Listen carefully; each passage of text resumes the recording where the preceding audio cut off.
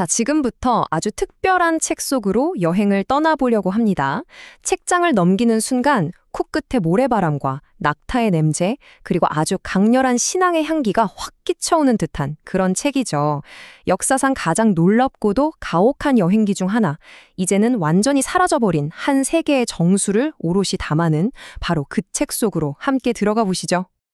저자인 찰스 다우티가 책 서문에서부터 아주 딱 잘라 말합니다. 이 책은 어린아이를 위한 우유가 아니라고요. 이게 무슨 뜻일까요?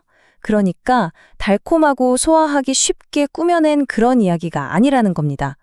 당시 유행하던 다른 여행기들처럼 이국적인 풍경을 막 낭만적으로 포장하지도 않고 서구인의 시선으로 아, 저긴 미개하네 이런 식으로 판단하지도 않겠다는 선언인 거죠. 오히려 이 책은 거울과 같아요. 사막의 삶을 미화 없이 있는 그대로 비추는 아주 냉정한 거울 말입니다. 그래서 버터기름인 삶의 고릿한 냄새, 낙타의 쿰쿰한 냄새까지도 가감 없이 담아냈습니다. 자, 아라비아를 비추는 거울.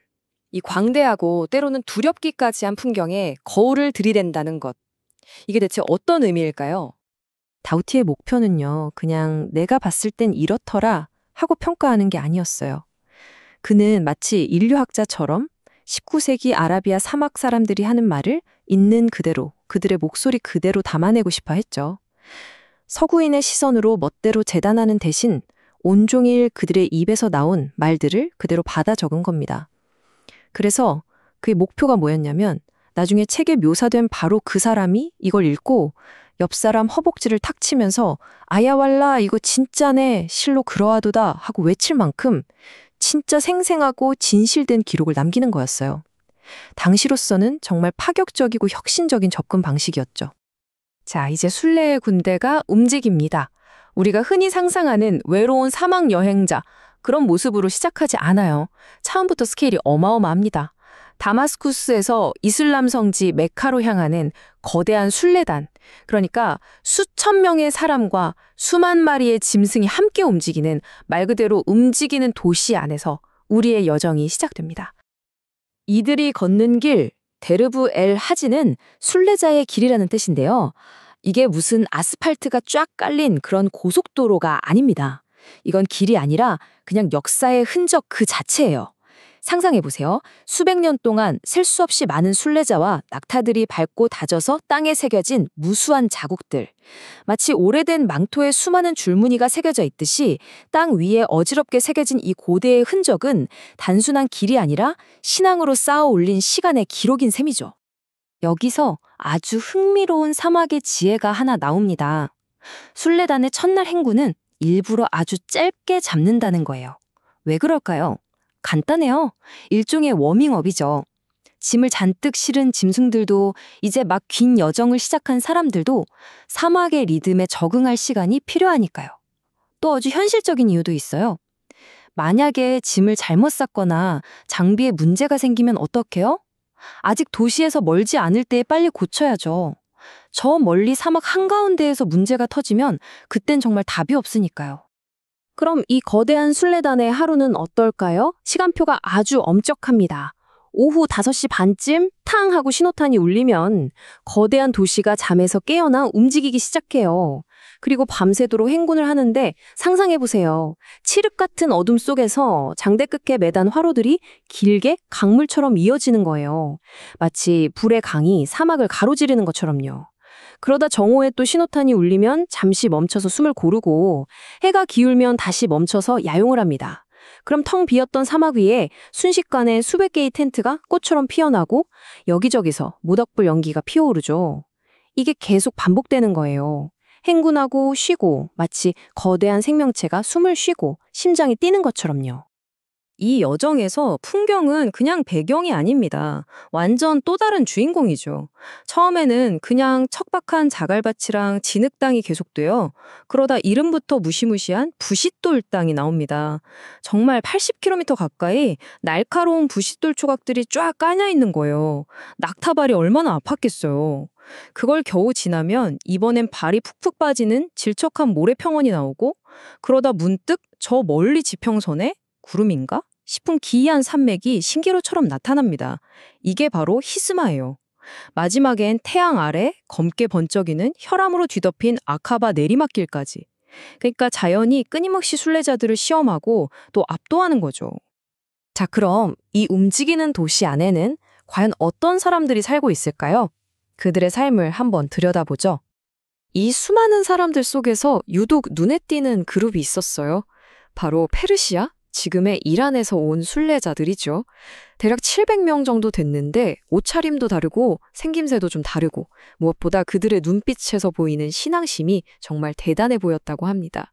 대부분 가난한 농부들이었는데 도대체 무엇이 이들을 이토록 고된 여정으로 이끈 걸까요? 이 사람들의 모습을 보면요, 정말 인내 그 자체입니다. 무릎까지 내려오는 두꺼운 코트에 털모자를 썼어요. 신발은 또 어떠냐면 가죽보다 더 튼튼하게 면을 여러 겹 겹쳐서 밑창을 만들었죠. 전부 다 이 험한 길을 버티기 위한 장비인 거예요. 생각해보세요. 집에서부터 메카까지 갔다가 다시 돌아오는데 거의 1년이 걸린대요. 1년? 그러니 몸이 나만 안 하겠어요? 중년도 되기 전에 다들 지치고 쇠약해지는 거죠. 그런데도 왜 이 길을 가느냐? 바로 울라, 즉 신 때문입니다. 필요한 모든 건 신이 주신다고 믿기 때문에 이 모든 고통을 감내하는 거예요. 재밌는 건 이 순례단에는 사람만 있는 게 아니라는 거예요. 아주 특별한 동물들도 함께 하죠. 예를 들면 길거리 개들이 있어요. 한 10마리 정도가 매년 이 순례단을 따라서 다마스쿠스에서 메카까지 왕복을 한대요. 정말 대단하죠?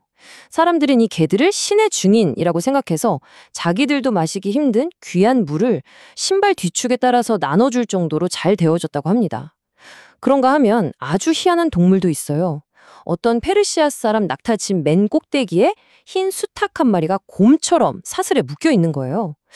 근데 이 수탉이 울지도 않고 그냥 풀이 죽어서 펄럭이는 유령 같았대요. 대체 왜 저 수탉을 데리고 다니는 걸까? 아무도 그 이유를 몰랐다고 합니다. 완전 미스테리죠. 자, 이런 극한의 환경, 문명과 멀리 떨어진 곳에서는 어떤 법칙이 적용될까요? 바로 사막의 법칙입니다. 여기서는 인간의 본성이 아주 날 것 그대로 드러나게 되죠. 여기서 아주 충격적인 장면 하나를 마주하게 됩니다. 한 종교적인 탁발승, 데르위 씨라고 불리는 사람이 길가 모래밭에 쓰러져서 신음하고 있어요. 나 미에트, 나 죽어가요 라고요. 그런데 그 옆으로 수천 명의 사람들이, 수만 마리의 낙타가 그냥 지나쳐 가는 겁니다. 아무도, 정말 아무도 그를 돌아보지 않아요. 이게 바로 사막의 냉혹한 현실이에요. 이 책의 표현을 빌리자면 이 위대하고 끔찍한 황야에서 자비는 차갑다. 왜 그럴까요? 생각해보면 이해가 가기도 해요. 여기서 한 사람을 돕겠다고 멈추면 이 거대한 행렬 전체의 민폐가 되는 거예요. 나뿐만 아니라 내 가족까지 위험해질 수 있는 거죠. 일단 나부터 살아야 하니까요. 그래서 이 순례단을 야만적인 군대라고까지 표현합니다. 구급차 같은 건 당연히 없죠. 각자 도생, 그게 유일한 법칙인 겁니다. 그런데 바로 그때 모두가 외면하는 그 순간에 정말 예상치 못한 사람이 나섭니다. 바로 사회에서 무법자, 아웃사이더 취급받던 사람이었어요. 그 사람이 행렬에서 딱 벗어나더니 쓰러진 사람에게 다가가 그를 번쩍 들어서 자기의 빈낙타에 태워주는 겁니다. 여기서 끝이 아니에요. 그냥 태워주기만 한 게 아니라 남자다운 격려의 말을 건네면서 힘을 북돋아줬다고 해요. 정말 아이러니하지 않나요? 가장 신앙심 깊어야 할 순례자들은 못 본 척하는데 오히려 사회의 이단아가 한 생명을 구한 거죠. 진짜 신앙이란 뭘까? 진짜 인간적인 건 뭘까? 이런 생각을 하게 만드는 장면입니다. 자, 밤에 모닥불 앞에 둘러앉거나 아니면 한참 길을 걸을 때 이 사람들이 무슨 얘기를 할까요? 결국 신앙에 대한 이야기로 돌아가게 됩니다. 그러다 누군가 이런 질문을 던져요. 야, 너 만약에 누가 1000파운드, 그러니까 어마어마한 돈을 주면서 종교를 바꾸라고 하면 바꿀래? 이건 정말 본질적인 질문이죠. 돈과 믿음 둘 중에 뭐가 더 중요하냐는 거니까요. 이의 질문에 한 젊은이가 망설임 없이 이렇게 대답합니다. 세상에 그 어떤 좋은 걸 준다고 해도 내 종교랑은 안 바꾼다. 왜냐하면 에드딘, 니아, 파니, 이 세상은 결국 다 사라지는 거니까. 이 한마디에 이 사람들이 왜 이 고생을 하는지가 다 담겨 있어요. 눈에 보이는 이 세상은 잠깐 있다가 없어지는 거고 진짜 중요한 건 영원한 것이라고 믿는 거죠. 그러니까 이 순례는 그 영원한 것을 향한 필사적인 발걸음인 셈입니다. 자, 이제 고대 목소리의 메아리를 들어볼 시간입니다. 우리가 사막하면 그냥 텅 빈 공간이라고 생각하기 쉽잖아요? 천만에요. 모든 바위, 모든 고갯길에는 아주 오래된 이야기와 신화, 때로는 저주가 살아 숨쉬고 있습니다.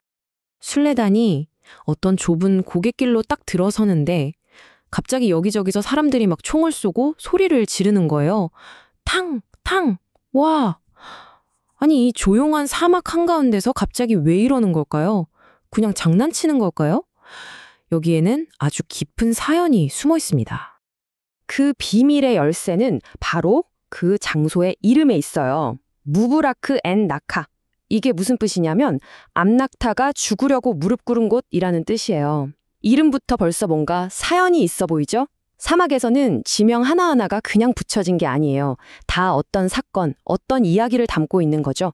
즉, 이 이름은 여기가 뭔가 슬프고 저주받은 장소라는 걸 알려주는 셈입니다. 자, 전설은 이렇습니다. 아주 먼 옛날에 살리흐라는 예언자가 있었어요. 이 예언자가 신의 기적을 보여주려고 바위에서 한 암낙타 한 마리를 딱 나오겠죠. 그런데 이걸 믿지 않던 사람들이 바로 이 고갯길에서 그 신성한 낙타를 활로 쏴 죽여버린 거예요. 그리고 베두인들은 지금도 그 낙타의 원혼이 내는 신음소리가 이 바위 사이를 떠돌고 있다고 믿습니다. 자, 이제 왜 총을 쏘는지 아시겠죠? 이 유령의 신음소리에 자기들이 타고 온 낙타나 말들이 놀라서 날뛰면 큰일 나잖아요.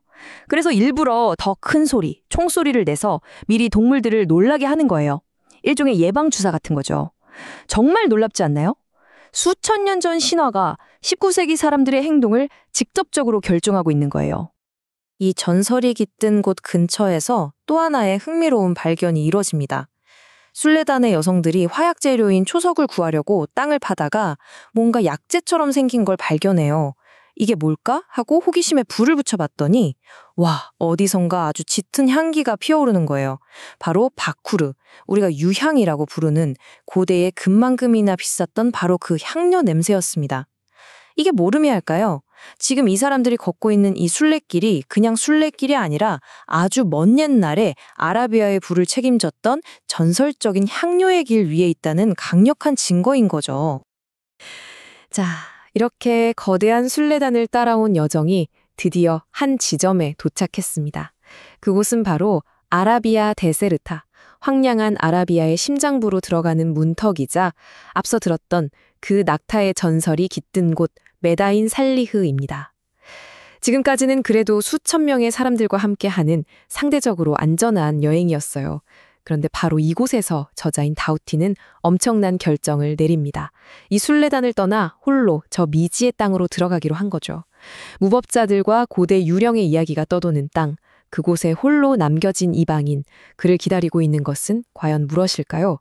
이제부터가 바로 진짜 이야기의 시작입니다. 순례자들의 이야기에서 잠시 벗어나 이번에는 광활한 아라비아 사막 곳곳에 점처럼 박혀있는 정착민들의 삶 속으로 들어가 보려고 합니다. 외부 세계와는 거의 단절된 채 오스만 제국의 잊혀진 요새와 생명수 하나의 모든 것을 의지하는 외딴 오아시스에서는 과연 어떤 일들이 벌어지고 있었을까요? 그 혹독한 현실과 그들만의 독특한 세계를 지금부터 함께 들여다보시죠. 자, 우리가 함께 떠나볼 여정은 이렇습니다. 먼저 순례길 가장자리에 위태롭게 서 있는 제국의 초소들, 그 안에서 벌어지는 부패와 기상천외한 생존 전략을 살펴볼 거고요. 그 다음엔 신의 저주를 받았다는 소문이 무성한 고대 유적지 엘-헤즈르의 미스터리를 파헤쳐 볼 겁니다. 이어서 신앙과 물 위에 세워진 두 오아시스 엘-알리와 테마의 아주 대조적인 삶을 비교해보고 이 모든 것을 지켜본 한 이방인의 시선을 통해 그들의 정의, 건강, 그리고 신념이 어떻게 서로 얽혀 있는지 따라가 보겠습니다. 좋습니다. 그럼 첫 번째 이야기부터 시작해 볼까요? 바로 하지 순례길에서 마주치는 정착 생활의 첫 번째 보루, 오스만 제국의 요새 켈라에 대한 이야기입니다. 이 켈라라는 게 뭐냐면요, 순례자들에게는 생명과도 같은 물을 공급하고 안전을 지켜주는 뭐랄까 사막의 휴게소이자 군사기지 같은 곳이었어요. 동시에 오스만 제국이 여전히 이 땅은 우리 관할이다 라고 보여주는 상징적인 시설이기도 했죠. 하지만 수도 다마스쿠스의 장부 위에 적힌 이 화려한 계획과 실제 모래바람 부는 현장의 모습은요, 정말 이제 완전히 다른 이야기였습니다. 서류상으로는요, 수많은 병사들이 이곳 요새를 굳건히 지키고 있는 것처럼 보였어요. 그런데 현실은 어땠을까요? 한마디로 텅 빈 유령 부대나 마찬가지였습니다. 아니, 제국이 보낸 그 많은 월급은 다 어디로 사라지고 병사들은 왜 보이지 않았던 걸까요? 자, 이 표를 보시면 그 실상이 아주 적나라하게 드러나는데요. 공식적으로는 각 요새에 병사가 10명씩 있어야 하는데 실제로 가보면 대여섯 명밖에 없는 거예요. 그럼 나머지 병사들은요? 있지도 않은 유령 병사였던 거죠. 그 사람들 월급은 고스란히 요새 관리인 주머니로 들어갔고요. 심지어 노세에게 줘야 할 식량까지 빼돌렸다고 하니 말 다 했죠. 요새 관리인 스스로가 이걸 터키식 숯밥이라고 불렀다는데 참 씁쓸하죠. 결국 이곳의 생존은 제국의 지원이 아니라 개인의 탐욕과 교활함에 달려 있었던 셈입니다. 아니, 그럼 여기서 정말 궁금해지죠. 병사도 절반밖에 없는 이런 허술한 요새가 어떻게 그 험한 땅에서 그 강력한 베두인 부족들 틈바구니에서 버텨낼 수 있었을까요? 그 비결이 아주 기가 막힙니다. 힘으로 누르는 게 아니었어요. 오히려 정반대였죠. 무력으로 베두인을 억누르는 대신 그들에게 커피와 옥수수 같은 뇌물을 주고 함께 이익을 나누는 파트너로 만든 겁니다. 한마디로 우리 같이 해먹자 이거죠. 적대 관계가 아니라 일종의 공생 관계를 만들어버리니까 텅 빈 요새도 무사할 수 있었던 겁니다. 자, 이제 제국의 부패가 만연한 요새를 떠나서 사막 더 깊숙한 곳으로 들어가 보겠습니다. 이번에 우리가 마주할 곳은 인간의 탐욕이 아니라 신의 저주가 서려 있다고 알려진 곳이에요. 역사와 미신이 뒤엉킨 고대 유적지 엘 헤지르입니다. 그곳 분위기를 가장 잘 보여주는 말이 있어요. 한 현지인이 이렇게 말했거든요. 이 말 한마디에 엘 헤지르의 땅을 둘러싼 뿌리 깊은 믿음이 담겨 있습니다. 바로 신의 심판으로 저주받은 땅이라는 믿음이죠. 눈으로 보기에는 정말 기름지고 비옥한 땅이었는데도 아무도 감히 이곳에 정착하려 들지 않았습니다. 왜냐하면 신의 분노를 살 거라는 깊은 공포 때문이었죠.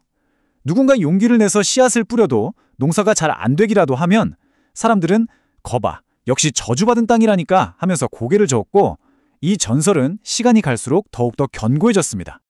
그런데 참 아이러니하죠. 사람들은 그렇게 두려워하는데 정작 바위에는 수천 년의 세월을 견뎌낸 역사가 고스란히 새겨져 있었습니다. 한때 이곳을 지배했던 왕과 그들이 섬겼던 신들, 그리고 사막의 모래 속으로 사라져버린 나바테아 문명의 흔적이 말이에요. 자, 이렇게 저주받은 유령의 땅을 지나서 이제 드디어로 사람들이 살아가는 오아시스 엘 알리로 들어가 보겠습니다. 이곳은 분위기가 완전히 달라요. 신앙과 물이라는 두 가지 요소 위에 세워진 아주 독특한 사회를 만날 수 있습니다. 이 마을이 어떻게 생겨났는지에 대한 이야기가 아주 신비롭습니다. 마치 신화처럼요. 어떤 성인이 메마른 땅에 지팡이를 꽂았더니 샘이 솟아나고 그 지팡이가 야자수로 자라났다는 건데요. 이 건국 신화는 이 마을의 모든 것이 신의 은총이며 생명의 원천인 물과 야자수가 이 공동체의 심장이라는 걸 상징적으로 보여줍니다. 이 신성한 마을의 질서는 두 개의 기둥이 딱 받치고 있었습니다. 한 명은 세속적인 권력을 쥔 세습 족장 다히르, 그리고 또 한 명은 코란의 율법에 따라 정의를 세우는 존경받는 재판관, 무사였죠. 정치적인 힘과 도덕적인 권위가 아주 절묘하게 균형을 이루고 있었다고 할 수 있습니다. 여기서 재판이 어떻게 이루어졌는지 보면 정말 놀랍습니다. 아주 간단하고 빠르고 그리고 무엇보다 깨끗했어요. 무슨 일이 생기면 사람들은 재판관 무사에게 찾아갔고요. 그는 오직 코란의 말씀에 따라서만 판결을 내렸습니다. 뇌물이나 부패 같은 건 끼어들 틈이 전혀 없었죠. 그의 공정한 판결에 대한 명성이 어찌나 자자했던지 주변을 떠돌던 유목부족들까지 일부러 찾아와서 중재를 부탁할 정도였다고 합니다.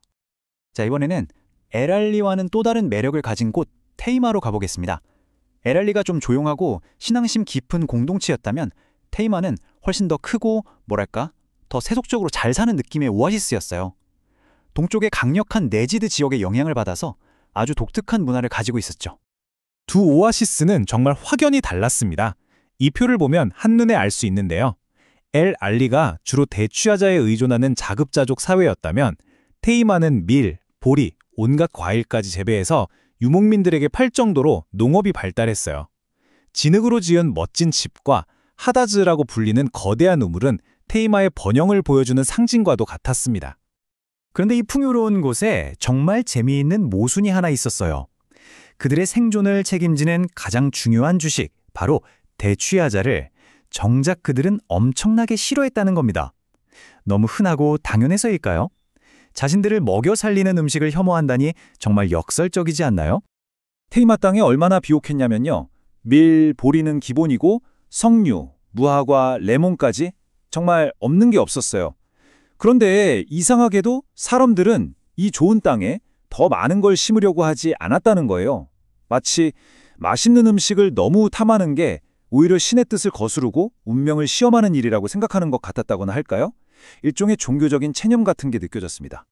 이 모든 기록이 가능한 이유는 이 책의 저자가 이방인, 기독교인이었기 때문입니다. 현지인들은 그를 나스란이라고 불렀죠. 그의 존재 자체가 현지인들과 아주 특별한 만남을 만들어냈고, 덕분에 우리는 이 닫힌 세계의 속살을 아주 생생하게 들여다볼 수 있게 된 겁니다. 사람들은 이 이방인을 만날 때마다 종교 이야기를 권했어요. 예를 들어 알리의 족장 다히르는 진심으로 걱정하며 이렇게 말했다고 합니다. 이게 그냥 우리 종교가 최고라는 식의 강요라기보다는 저 이방인의 영혼이 구원받았으면 좋겠다는 순수한 마음에서 나온 말들이었죠. 특히 노예제에 대한 대화는 아주 기억에 남는 장면인데요. 저자가 영국에서는 노예제를 폐지했다고 설명하자 테이마 토프의 흑인 부관이었던 사이드가 처음에는 딱딱하게 굳어있다가 이내 평화로운 미소를 지으면서 아주 좋은 일이군요 라고 답하는 장면이 나옵니다. 서로 전혀 다른 세상에 살던 두 사람이지만 인간적인 공감대가 형성되는 바로 그 순간인 거죠. 그렇다면 이방인인 저자는 이 낯선 땅에서 어떻게 살아남을 수 있었을까요? 법도 경찰도 없는 곳에서 말이죠. 여기에는 눈에 보이지 않는 규칙, 명예와 보호, 그리고 인간성에 기반한 아주 섬세하고 복잡한 사회적 약속들이 있었습니다. 이걸 이해하는 게 생존의 핵심이었죠. 예를 들어 수염. 그냥 수염이 아니에요. 이건 그 사람의 명예 그 자체였습니다. 상대방의 턱수염을 만지는 건 우리 같은 인간이지 않습니까? 라고 호소하는 최고의 존중 표현이었어요. 또 아나 다킬락, 즉 당신의 보호 아래 들어갑니다 라고 말하는 건 거절하기 힘든 신성한 약속을 요청하는 거였죠. 이런 몸짓과 말들은 단순한 예절이 아니라 때로는 삶과 죽음을 가르는 아주 중요한 의미를 지녔습니다. 자, 이제 마지막으로 이 사막 사람들의 세계관, 그 가장 깊은 곳을 들여다보겠습니다. 그들은 정의를 어떻게 세웠고 질병을 어떻게 이해했으며 궁극적으로 무엇에 의지해 그 혹독한 삶을 견뎌냈을까요? 이곳에는 크게 두 가지 법이 존재했다고 볼 수 있어요. 떠도는 자들의 법과 정착한 자들의 법이죠. 그리고 그 둘은 정말 달랐습니다. 유목민인 베두인들은 화해와 보상을 중요하게 생각했어요. 심지어 살인죄조차 가축으로 죗값을 치를 수 있는 유연한 법을 가졌죠. 반면에 오아시스의 정착민들은 눈에는 눈, 이에는 이라는 식의 아주 엄격하고 단호한 복수의 율법을 따랐습니다. 아플 때는 어떻게 했을까요? 우리가 생각하는 병원이나 의사는 거의 없다고 보시면 됩니다. 이 그림을 보면 당시의 의료 상황을 짐작해 볼 수 있는데요. 주로 집안의 여성들이 전해 내려오는 약초요법으로 치료를 했고, 그래도 낫지 않으면 주술에 의지하기도 했습니다. 의사라는 존재는 있었지만 별로 신뢰하지 않는 최후의 수단이었죠. 그리고 이 모든 것 위에는 결국 치유는 신의 뜻에 달렸다는 절대적인 믿음이 자리하고 있었습니다. 이 모든 것을 아우르는 한마디가 있습니다. 진정한 의사는 알라의 신이, 나에게 남은 것은 주님뿐이다. 이 말은 질병과 고통을 대하는 그들의 태도를 아주 정확하게 보여줍니다. 병은 인간이 극복해야 할 대상이 아니라 신이 내린 시련이고, 인간의 노력은 그저 부차적인 것일 뿐이라는 거죠. 바로 이 깊은 신앙심이야말로 척박한 사막에서 마주하는 모든 위험과 고통을 감내하게 하는 힘을 원천이었을 겁니다. 찰스 다우티의 사막 아라비아 기행, 그 여정을 계속 이어가 보겠습니다. 지난번에는 수많은 인파가 아주 질서정연하게 움직이던 하즈 순례단의 세계를 살펴봤는데요. 이번에는 그 세계에서 완전히 벗어나서 글자로 기록된 법이 없는 사회. 바로 베두인의 아주 내밀한 삶 속으로 한 걸음 더 깊이 들어가 볼까 합니다. 이 책에 참 시적이면서도 어딘가 수수께끼 같은 구절이 하나 나옵니다. 계달에 장막같이 검구나. 바로 이 한 문장이요. 오늘 우리가 탐험하게 될 사막의 심장부, 그러니까 검은 염소털로 엮어 만든 베두인족의 텐트 안으로 들어가는 열쇠가 되어줄 겁니다. 자, 그런데 말이죠. 이 유목민의 세계로 완전히 들어가기 전에 우리가 먼저 거쳐가야 할 곳이 있습니다. 그 경계에 서 있는 한 장소를 이해해야 하거든요. 어마어마하게 광활하고 법이 닿지 않는 이 땅에서 국가의 권위가 아주 희미하게나마 남아있는 마지막 전초기지, 바로 그곳입니다. 이야기의 전환점이 되는 곳이 바로 켈라라고 불리는 이 장소입니다. 겉으로 보기에는 오스만 정부의 힘과 질서를 보여주기 위해 세워진 아주 단단해 보이는 사막의 요새인데요. 하지만 그 속을 들여다보면요, 실제 모습은 생각과는 아주 달랐습니다. 자, 이걸 한번 자세히 들여다보시죠. 정말 흥미로운데요. 이 켈라가 공식적인 기록과 사막의 현실이 얼마나 다른지를 너무나도 명확하게 보여주는 예시거든요. 서류상으로는 분명히 10명의 병사에 노새 2마리분까지 완벽하게 인원과 보급품이 채워져 있어야 합니다. 그런데 실제로는 어땠을까요? 병사는 5-6명에 불과했고요. 노새 배급품은 흔적도 없이 사라졌고, 심지어 월급마저 중간에서 누군가가 가로채고 있었던 겁니다. 한 늙은 관리인이 이렇게 불평했다고 하죠. 이곳의 시스템은 그냥 부패 그 자체였던 겁니다. 요새 관리인들은 국가에서 내려오는 자금을 당연하다는 듯이 빼돌리면서 살아남았고, 심지어 그걸로 부를 쌓기까지 했습니다. 지급되는 인원수보다 적은 사람을 고용하고 그 차액을 고스란히 자기 주머니에 챙기는 아주 고전적인 수법이었죠. 이 표는 정말 놀랍도록 많은 것을 보여줍니다. 사막 한가운데서 거대한 제국의 힘이 어떻게 서서히 녹슬어가는지를 말이죠. 한때는 이 켈라 하나에 무려 40명의 병사가 주둔했지만 시간이 흐르면서 그 수가 25명으로, 그리고 결국엔 서류상으로만 5-6명 남게 된 겁니다. 병사들의 국적이 바뀌는 것도 굉장히 흥미로운데요. 처음에는 다마스쿠스 출신 시리아인들이었지만 곧 더 강인한 쿠르드인으로, 그리고 최종적으로는 아라비아의 혹독한 현실을 가장 잘 견뎌냈다고 알려진 북아프리카 출신의 무어인들로 대체됩니다. 제국의 힘이 약해지는 과정을 고스란히 보여주는 거죠. 자, 이렇게 부패하긴 했지만 어쨌든 예측은 가능했던 돌담의 켈라를 떠나서 이제 화자는 완전히 다른 세계로 발을 들여놓습니다. 정해진 벽도, 서류상의 규칙도 없는 끊임없이 움직이고 아주 친밀하며 깊이 개인적인 관계가 세상의 전부인 곳, 바로 베두인의 야영지입니다. 이건 단순히 사는 곳을 옮기는 수준이 아닙니다. 환경과 사회적 규칙, 그리고 지배하는 개념 자체가 뿌리부터 흔들리는 이 여정의 가장 핵심적인 전환점이라고 할 수 있습니다. 족장 제이드가 툭 던진 이 간단한 말 한마디가 모든 것을 바꿔놓습니다. 이 순간 이방인이었던 화자는 더 이상 외두인이 아니게 된 겁니다. 손님, 즉 공식적으로 이 가족의 일원으로 받아들여진 거죠. 제이드의 아내 히르파의 보살핌 아래 놓이게 되면서 말입니다.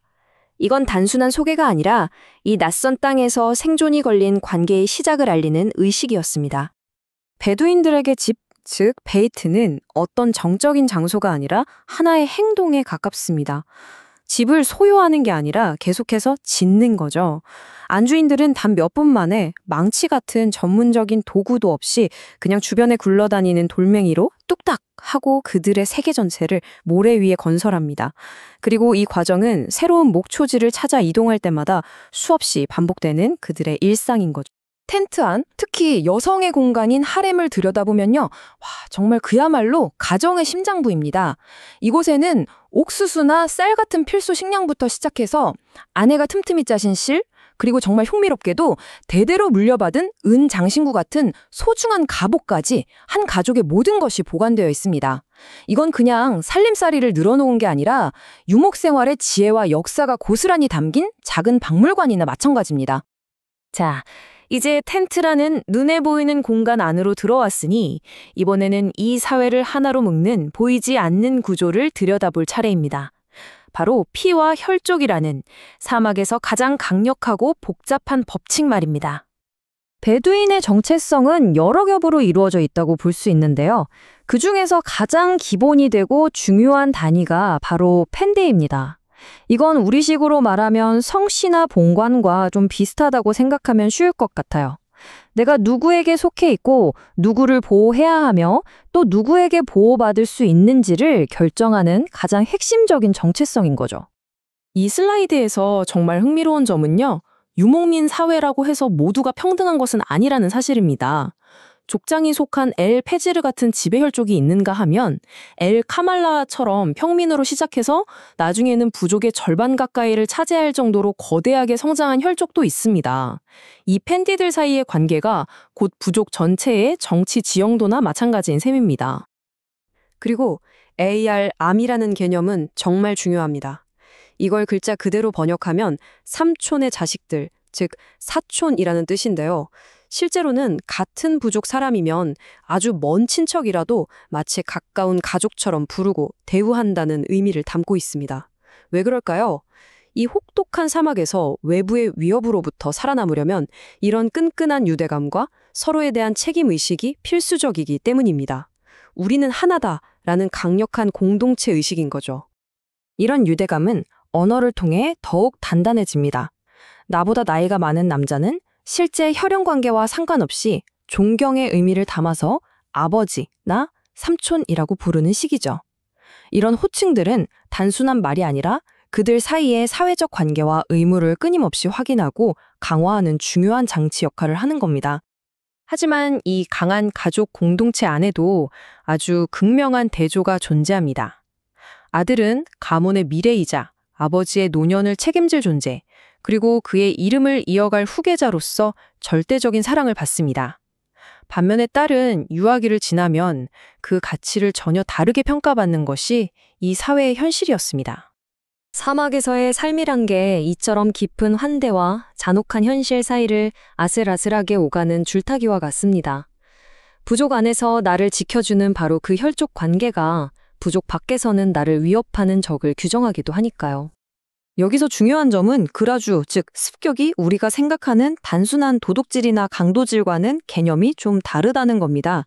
이건 부를 얻고 부족의 힘을 과시하고 때로는 복수를 행하는 사막의 경제활동이자 전쟁 행위의 일부로 공공연하게 인정받는 거의 제도화된 행위라고 볼 수 있습니다. 이 숫자 1이 의미하는 바가 아주 큽니다. 족장인 제이드가 가진 낙타가 20마리도 채 안 됐거든요. 그런데 그중 한 마리를 다른 부족의 습격으로 피해를 본 부족민들을 보상하기 위한 부과금으로 내놓아야 했습니다. 이건 개인의 손실을 개인의 것으로 끝내는 게 아니라 공동체 전체의 손실로 여기고 지도자부터 그 책임을 함께 나누는 베두인 사회의 중요한 단면을 보여주는 거죠. 그렇다면 감옥도 경찰도 공식적인 법원도 없는 이 광활한 땅에서 정의는 과연 어떻게 유지될까요? 베두인의 사법체계는 아주 신속하고 지극히 개인적이며 명예와 공동체라는 개념과 굉장히 깊이 연결되어 있습니다. 여기서 다우티는 아주 흥미로운 어쩌면 좀 충격적인 점을 발견합니다. 사막의 정의가 역설적이게도 소위 문명화된 세계의 정의보다 훨씬 더 온화하다는 거죠. 눈에는 눈, 이에는 이 같은 즉각적인 보복보다는 가축을 통한 보상으로 깨어진 공동체의 균형을 다시 회복하는 데 더 초점을 맞추고 있었던 겁니다. 법전이 앞는 사회의 법은 이처럼 몸짓과 특정 구절 속에 살아 숨쉬고 있었습니다. 상대의 수염을 만지는 건 같은 인간으로서 신의 이름으로 맹세컨대라고 말하는 것과 같은 무게를 지니는 행동입니다. 그리고 아나다킬락이라는 이 한마디는요. 그걸 받아들이는 순간 피해 원수라 할지라도 반드시 보호해야만 하는 절대 어길 수 없는 신성한 약속이 되는 겁니다. 이것이야말로 베두인의 삶, 그 핵심을 관통하는 질문이 아닐까 싶습니다. 물질적인 소유도 국가의 권력도 닿지 않는 곳, 그곳에서 사회 전체를 지탱하는 것은 결국 눈에 보이지 않는 명예, 평판, 그리고 혈족이라는 실입니다. 어쩌면 이것이야말로 이 위대하고도 무시무시한 황무지에서 통용되는 유일한 진짜 화폐가 아니었을까요? 찰스 다우티의 아라비아 여정, 그 네 번째 이야기입니다. 지난 여정에서 우리는 세상의 가장 원초적인 풍경 속으로 걸어 들어갔었죠. 자, 이제부터 펼쳐질 이야기는요. 그 여정 중에서도 가장 혹독했던 시련의 시간이자 운명의 방향을 완전히 틀어버린 그런 거대한 전환점에 관한 기록입니다. 이번 여정에서는요, 정말 극과 극을 오가는 아라비아의 두 얼굴을 마주하게 될 겁니다. 먼저 생존 자체가 사치인 검은 용암 사막, 하라에서의 삶을 들여다볼 거고요. 그 안에서 벌어지는 약탈과 정치, 신념의 문제를 따라가 볼 거예요. 그리고 모든 계획이 좌절된 그 순간, 마침내 모습을 드러내는 풍요의 오아시스, 테이마에 도착해서 성벽 안과 밖의 세상이 어떻게 다른지 깊이 한번 들여다보겠습니다. 다우티의 발길은 이제 하라라고 불리는 거대한 화산 황무지 그 한가운데에 멈춰섭니다. 여긴 우리가 흔히 상상하는 그런 부드러운 모래 언덕의 사막이 아니에요. 뭐랄까 세상의 종말을 그려놓은 듯한 검고 날카로운 화산암과 용암 덩어리가 정말 끝도 없이 펼쳐진 절망의 땅입니다. 이 한 문장이 하라의 여름이 어떤지 그냥 전부 다 보여주는 것 같아요. 천막 그늘 아래로 피신해도 타는 듯한 열기는 피할 길이 없는 거죠. 숨을 쉴 때마다 뜨거운 공기가 폐부 깊숙이 훅 들어와서 몸속의 수분을 몽땅 증발시키는 듯한 느낌? 다우티는 이걸 불꽃을 호흡하는 것 같다고 표현했어요. 생명을 유지하기 위한 가장 기본적인 행위인 호흡조차 고통이 되는 공간이라는 거죠. 우리가 지금 마주한 이 하라라는 공간을 좀 더 명확히 이해할 필요가 있어요. 이곳은 수백만 년 전 화산 활동으로 만들어진 지형입니다. 잘게 부서진 검은 돌멩이랑 날카로운 현모암 조각들이 땅 전체를 뒤덮고 있어서 낙타조차 발을 내딛기 힘들어할 정도예요. 낮에는 이 검은 돌들이 태양열을 그대로 흡수해서 거대한 불판처럼 달아오르고요. 밤에는 또 급격히 식어서 혹독한 추위를 만들어내는 그야말로 극단의 환경인 셈입니다.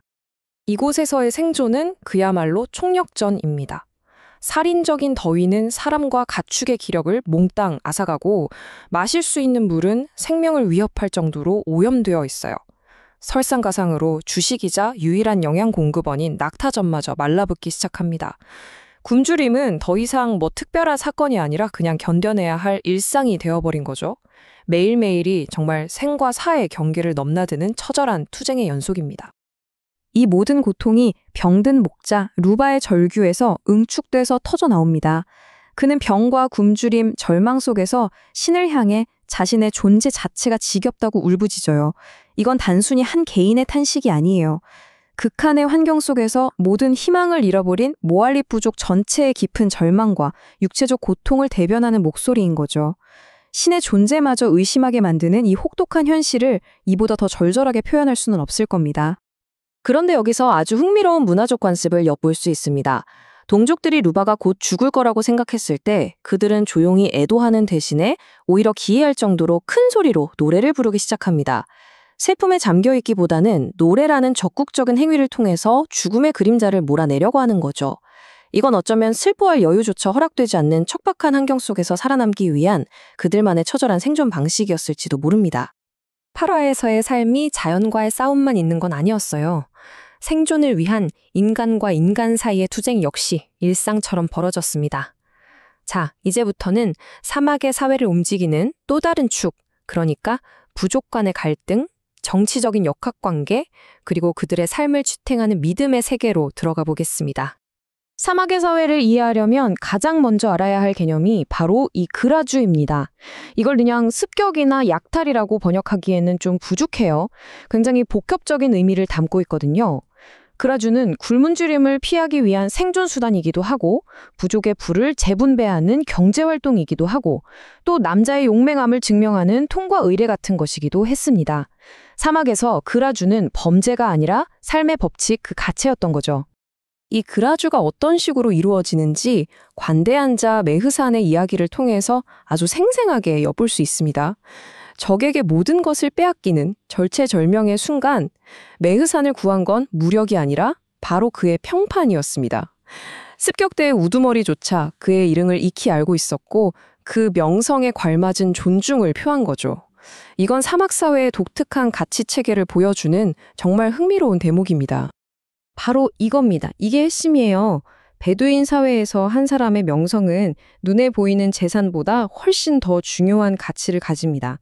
그건 위기의 순간에 목숨을 구해주는 보험이고 부족의 경계를 넘어 통용되는 사회적 자본인 셈이죠. 관대함과 용맹함, 신의 같은 덕목을 쌓아서 얻은 좋은 평판이야말로 사막에서 살아남기 위한 가장 강력한 무기였던 겁니다. 부족 내부의 갈등 말고도 외부로부터의 정치적 압력 역시 베두인의 삶을 뒤흔들었습니다.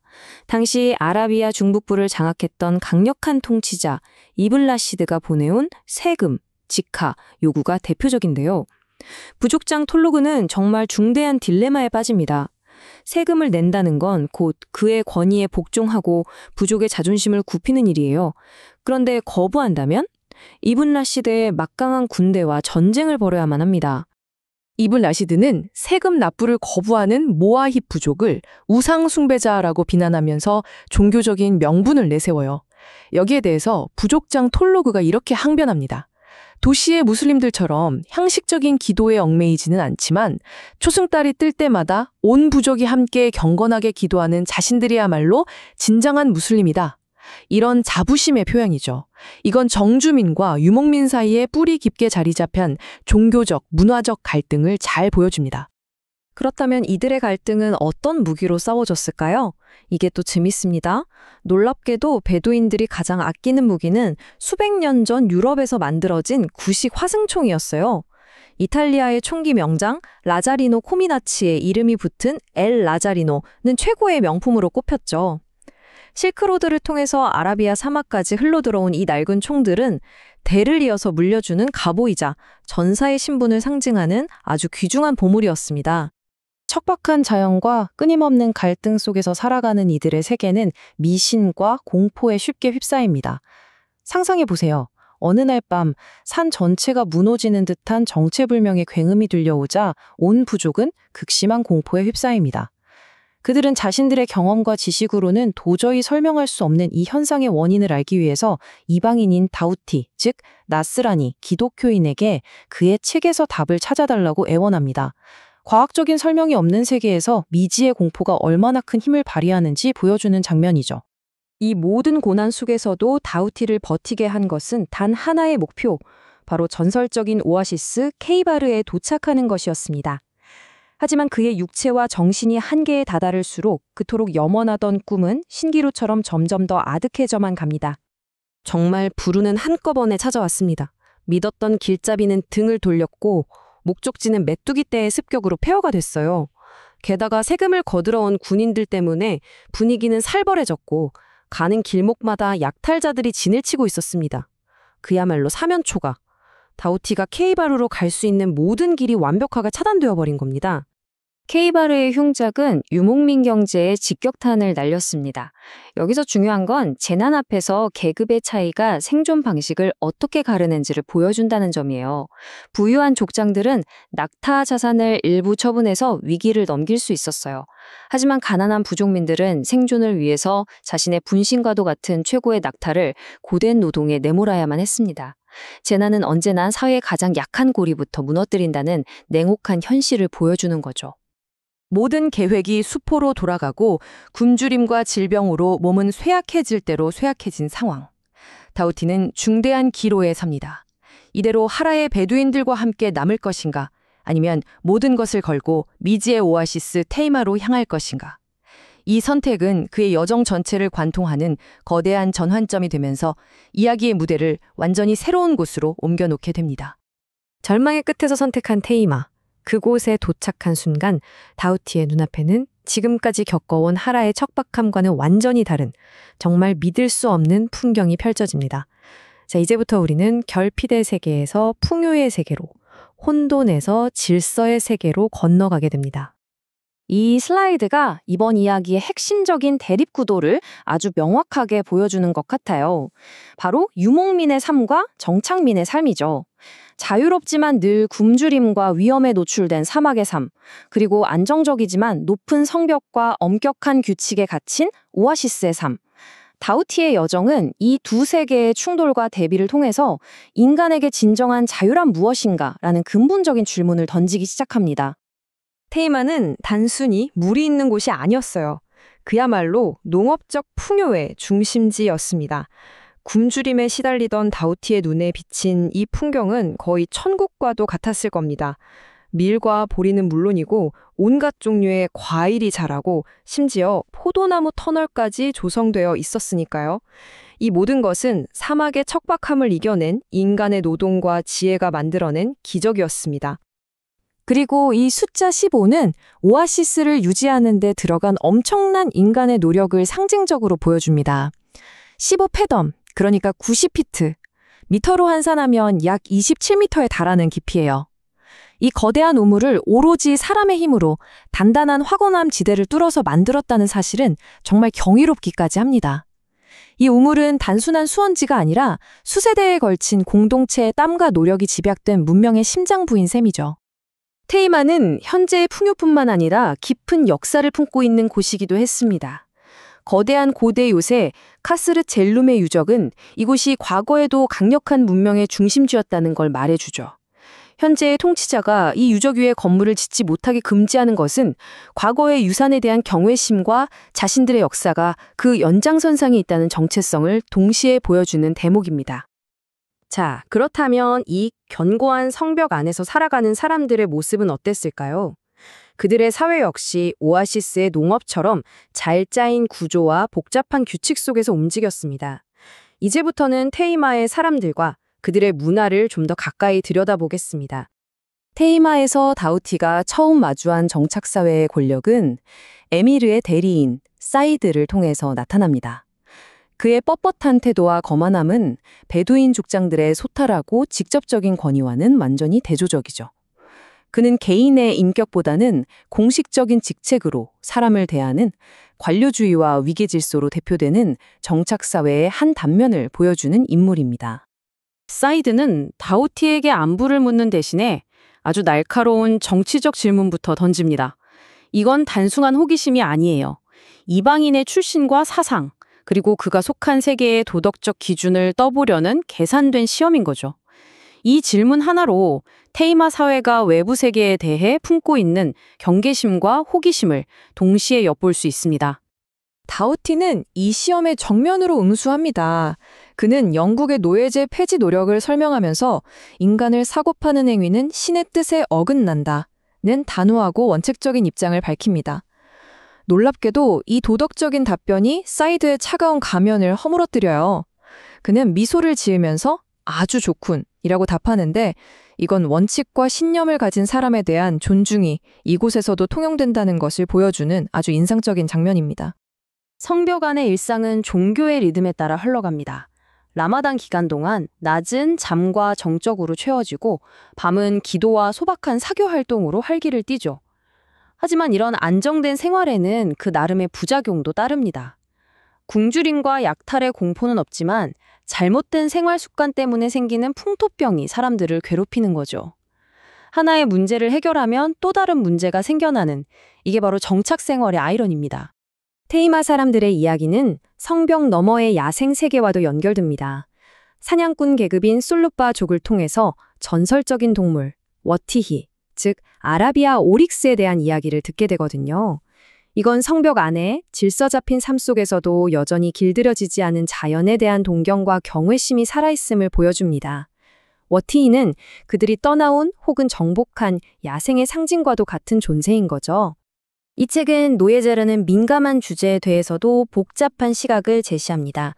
서구의 잔혹한 동산 노예제와는 다른 가부장적이고 온정주의적인 측면이 있었다는 걸 보여주죠. 노예는 재산이기 이전에 집안의 구성원으로 여겨졌고 주인의 재량에 따라서 자유를 얻고 재산을 물려받는 경우도 있었습니다. 물론 이건 노예제라는 제도 자체를 옹호하는 게 아니라 당시 아라비아 사회의 복합적인 단면을 있는 그대로 기록한 것입니다. 이것으로 우리는 다우티의 여정에서 가장 극적인 대조를 이루는 두 세계를 모두 경험했습니다. 한쪽에는 굶주리지만 절대적으로 자유로운 사막의 삶이 있고 다른 한쪽에는 풍요롭지만 엄격한 규칙과 사회적 구속에 얽매인 오아시스의 삶이 있죠. 과연 어떤 삶이 인간에게 더 나은 길일까요? 위험을 감수하는 완전한 자유인가? 아니면 자유를 일부 포기하고 얻는 안정인가? 이 거대한 질문은 이 책의 남은 여정 내내 그리고 책을 덮은 후에도 우리에게 깊은 고민을 안겨줄 겁니다. 다음 이야기에서 우리는 이 질문에 대한 답을 찾아 계속해서 나아가게 될 것입니다. 자, 그 텅 비고 혹독했던 광야에서의 여정도 이제 끝이 보입니다. 우리가 마침내 도착한 곳은 바로 정착 오아시스인 테이마예요. 근데 있잖아요. 이곳은 광야랑은 정말 완전히 다른 세상입니다. 여기엔 여기만의 규칙이 있고 또 그들만의 압박감, 그리고 어떤 새로운 형태의 속박 같은 게 존재하거든요. 이제 더 이상 사막의 자유가 아니에요. 우리를 기다리는 건 바로 저 성벽 안의 삶입니다. 이제부터는 그 자유로운 영혼의 유목민, 베드인의 삶과 이 테이마 성벽 안에서의 삶이 얼마나 다른지 그 극명한 차이를 한번 들여다보려고 합니다.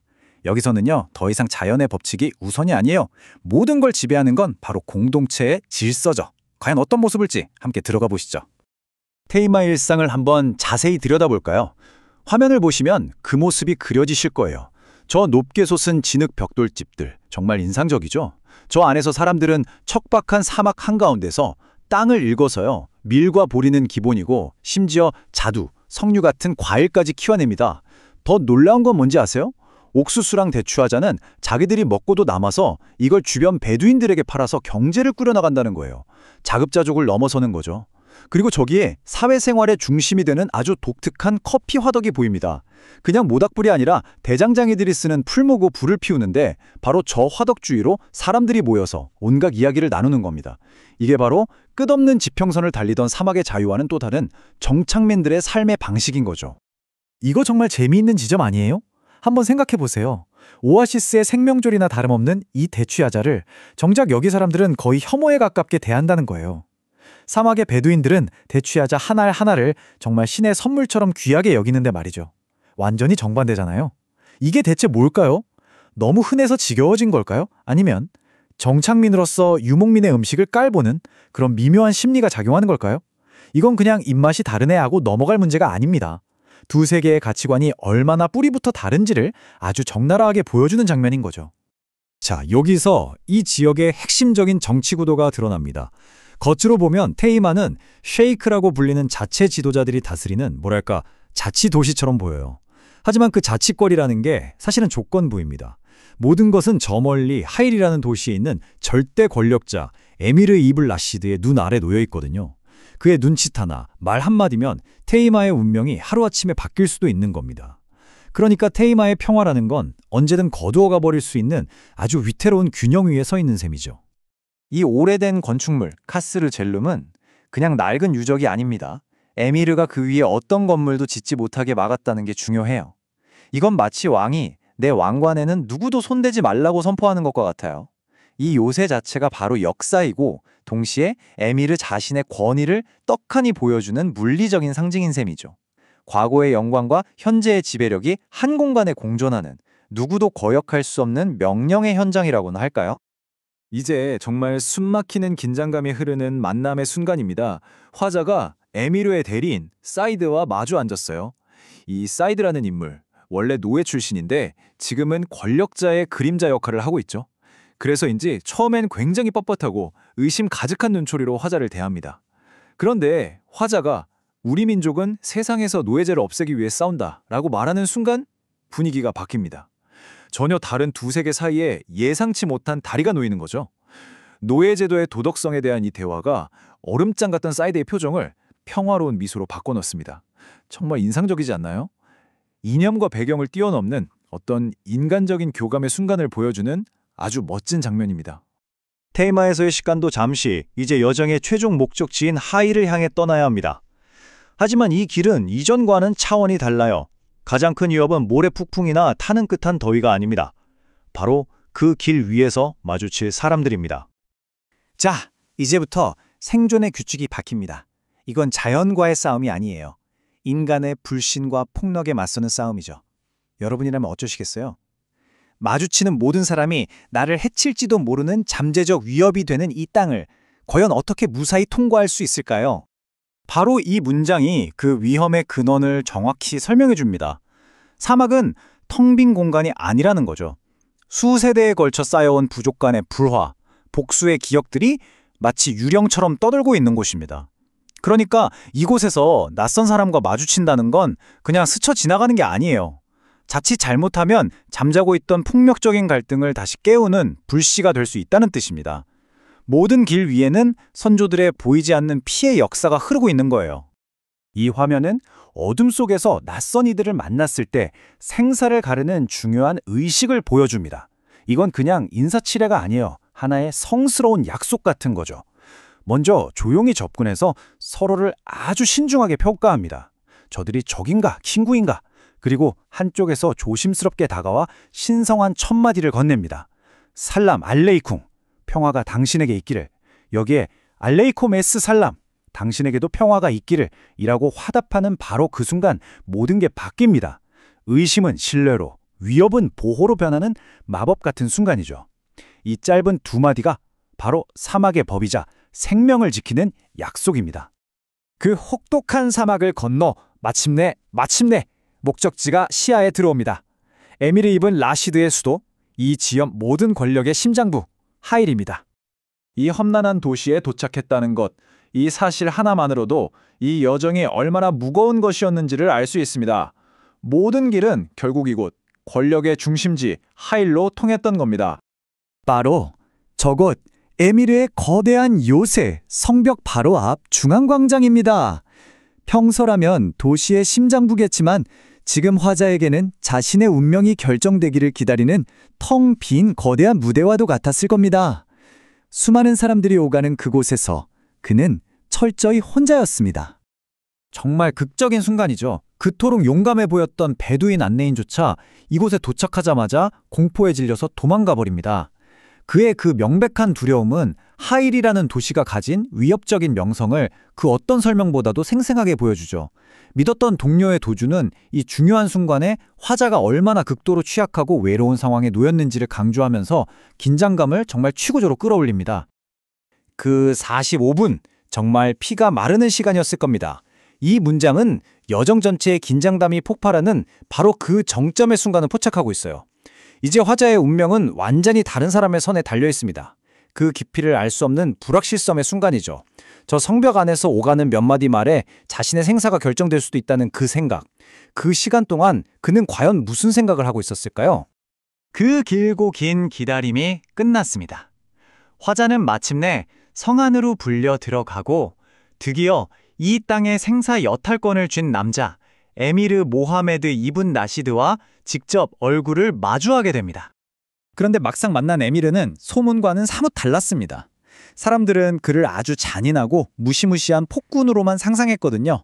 하지만 실제로 마주한 그는 훨씬 더 복잡한 인물이었어요.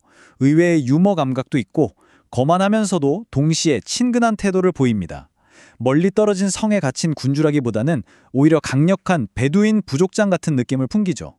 이런 예상 밖의 모습은 그를 단순히 악당이라는 틀에 가둘 수 없는 훨씬 입체적이고 흥미로운 권력자로 만들었습니다. 자, 이제 우리도 화자와 함께 성벽 안으로 들어왔습니다. 지금부터는 하일의 내부를 탐험하면서 에미르라는 절대 권력이 이 수도의 모든 삶을 어떻게 빚어내고 있는지 관찰해 보겠습니다.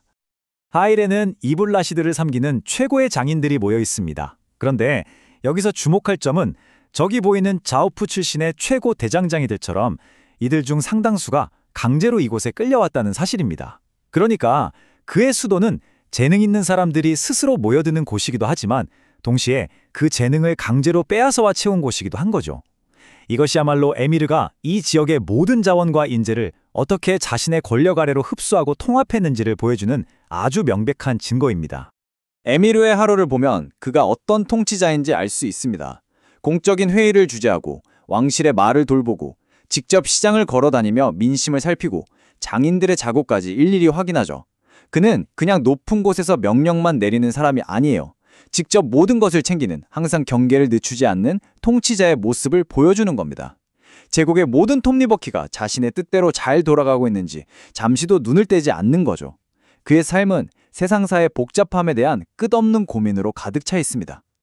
이 성의 건축에 관한 작지만 아주 의미심장한 디테일이 있습니다.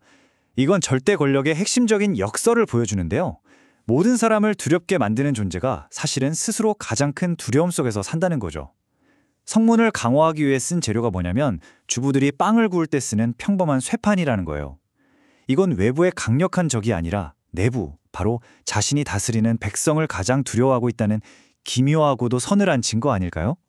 이제 이븐 라시드라는 인물의 통치가 가진 본질, 즉 폭군의 평화에 대해 생각해보면서 이야기를 마무리할 시간입니다. 그의 통치는 끊임없는 분쟁과 폭력으로 가득한 이 땅에 힘으로 강요된 아주 가혹한 형태의 질서였습니다. 이 비유 정말 기가 막히지 않습니까? 에미르의 정치 철학을 이보다 더 정확하게 요약할 수는 없을 거예요. 그의 정의는 무자비한 잔인함이 아닙니다. 오히려 계상된 힘을 통해 안정을 유지하는 아주 실용적이고 때로는 약탈적인 형태에 가깝죠. 그는 불필요한 잔인함이 오히려 자신의 권력을 약화시킨다는 걸 너무나 잘 아는 냉철한 현실주의자였던 겁니다. 그의 평화는 바로 그 힘으로 아슬아슬하게 유지되는 평화였던 거죠. 자, 바로 이 도발적인 질문과 함께 아라비아 데세르타의 세계로 떠났던 기나긴 여정을 마무리하려고 합니다. 자유와 안전 사이의 어려운 거래.